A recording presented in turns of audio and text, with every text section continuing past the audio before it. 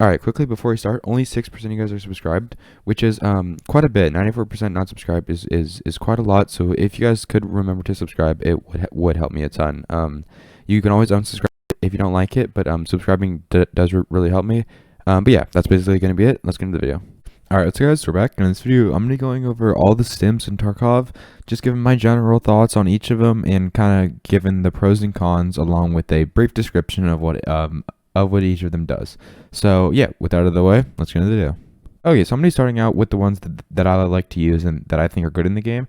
So we're gonna be starting with the SJ6 stim. So basically, what this stim does is it helps your endurance. It's gonna give you an extra 30 points to your max stamina. So basically, this just allows you to run for much longer without having without your stamina bar going down as quick. This is honestly like one of the strongest stims out there. It is a little expensive for some people, coming in at around 40k, but if you can get that price, this is an amazing stim, especially for new players.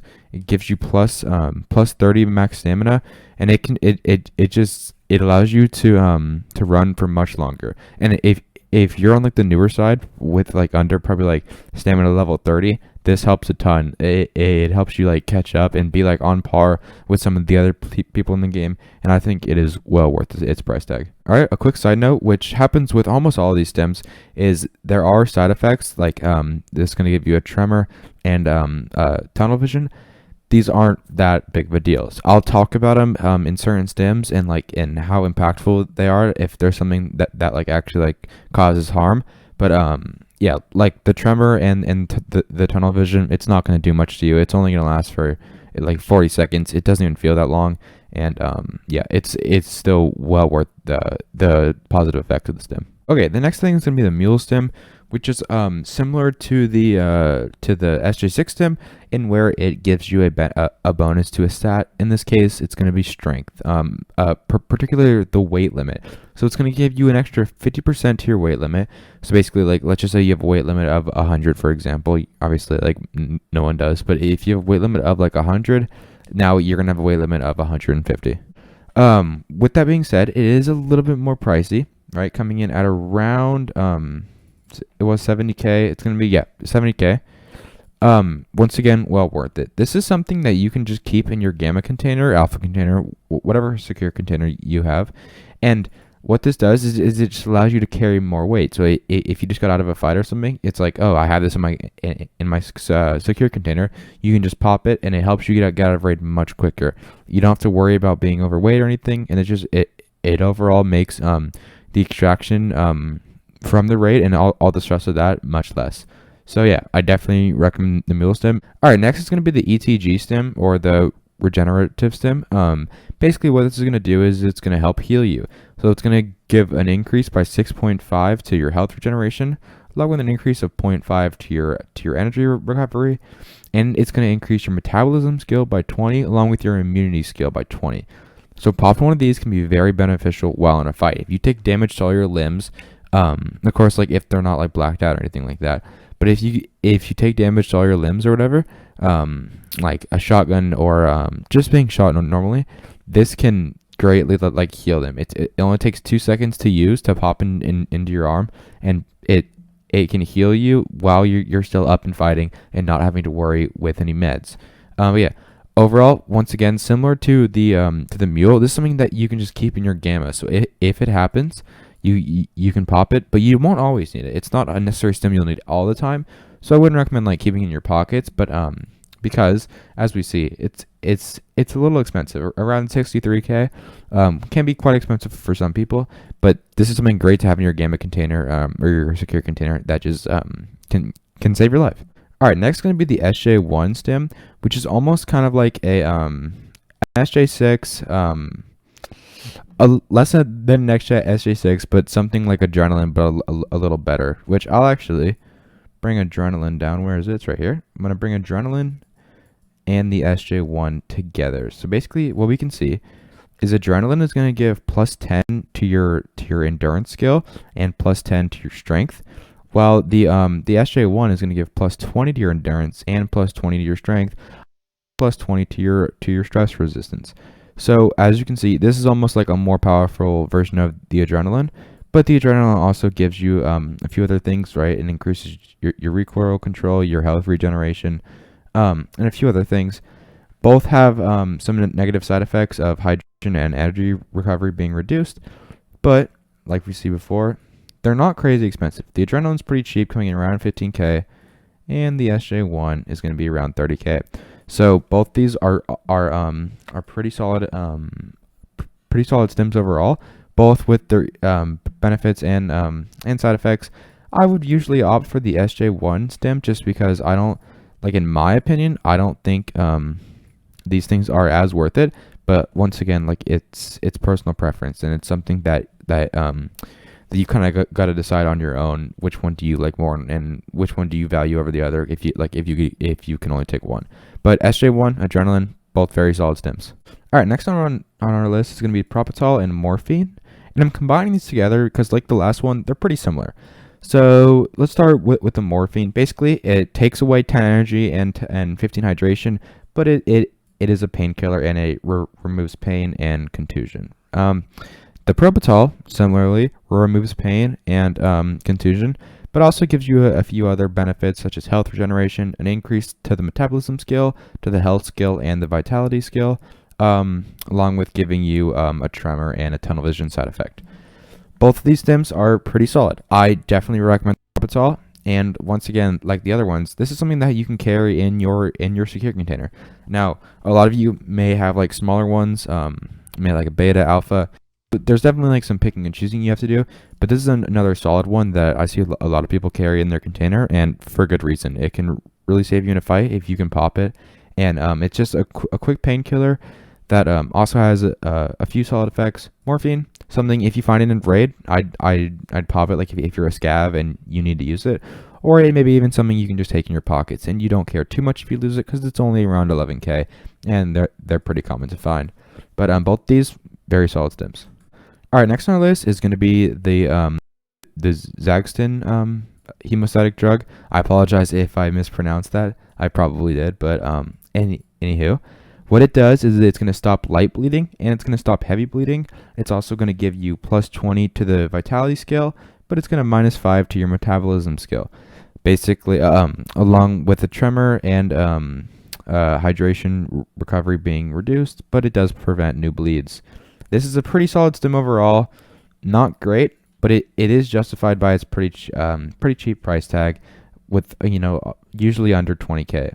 Not something crazy. If you find it in raid, it's something that you can pop. It stops bleeding. It's quick. It's not amazing or anything.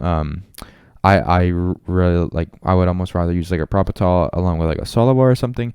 But this is definitely an option that you can have. All right, next on the list is going to be the L1 and the melatonin, which I'm going to cover together because they're kind of similar. So the L1 removes pain, like a painkiller, along with giving you plus 10 to your endurance and plus 20 to your strength, along with plus 30 max stamina. Now, similarly, the melatonin will give you an increase in strength and an increase in 20 endurance, along with 0.5 increase in stamina recovery. Taking a few side effects for both, they slow hydration recovery and energy recovery. Basically, these aren't great. They're fine to use, if you find it.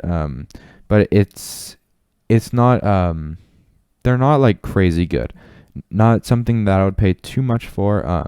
The increase in strength and endurance is nice, but as we talked about, the SJ1 and the SJ6 stims do it probably better than this. Especially like just 10 and 20. I would rather use an adrenaline or an SJ1 or an SJ6. They do not have like crazy price tags. This being at 15K and the melatonin being at around 40K. Melatonin probably isn't worth it, right? It like, in my opinion, it's not that crazy.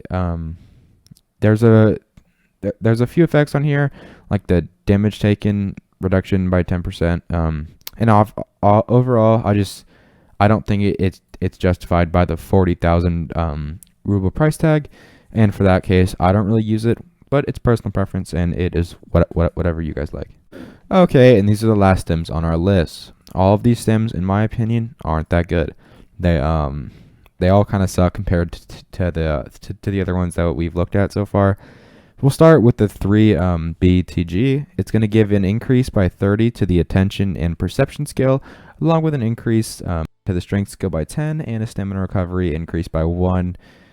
It's not that good. These skills aren't necessary, and the price tag, it's not crazy, but it doesn't justify spending money on this. I wouldn't recommend using this, and I don't like it. Now onto the AHF1. It's gonna give you an increase of 5 health skill, and it's gonna prevent new bleeding.